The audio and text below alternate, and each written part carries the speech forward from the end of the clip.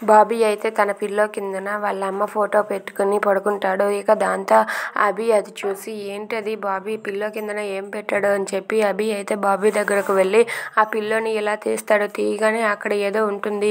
ఇక ఆ ఫోటో రివర్స్లో ఉండటంతో ఆ పేపర్ని అయితే ఇలా తీస్తాడు. తీయగానే అది ఒక ఫోటో. ఏంటి బాబీ ఏంటి ఎవరిది ఈ ఫోటో అని చెప్పి అభి అయితే ఆ ఫోటోని ఇలా తీసి చూస్తాడు. ఇలా తీసి ఆ ఫోటోని ముందుకు చూసేసరికి ఆ ఫోటో అయితే వాళ్ళ అమ్మ ఫోటో ఉంటుంది. ఇక రోషిని ఫోటోని చూసి అభి అయితే ఒక్కసారిగా షాక్ అయిపోతాడు. ఏంటి ఈ ఫోటో పట్టుకొని ఎందుకు ఉన్నావు బాబీ అని చెప్పి అంటూ ఉంటాడు. అది వినగానే అక్కడ ఉన్న బాబీ అయితే అమ్మ నాతో పాటు ఎలాగో లేదు కదా, అమ్మ ఈ ఇంట్లో లేదు కదా, అందుకే నేను అమ్మ ఫోటో పట్టుకొని ఉన్నాను అని చెప్పి అంటూ ఉంటాడు. అది వినగానే అభి అయితే ఒక్కసారిగా షాక్ అయిపోతాడు.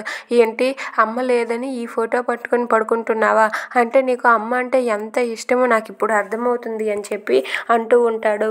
అయినా సరే మీ అమ్మ గురించి నేను పూర్తిగా చెప్పాను కదా, అయినా సరే నీకు అమ్మ మీద ప్రేమ పోలేదా అంటే లేదు నాకు అమ్మ కావాలి, అమ్మ లేకుండా నేను ఉండలేను, నేను అమ్మతోనే కలిసి ఉంటాను అని చెప్పి బాబీ అంటాడు. అది వినగానే అభి అయితే ఒక్కసారిగా షాక్ అయ్యి అలా ఉండిపోతాడు.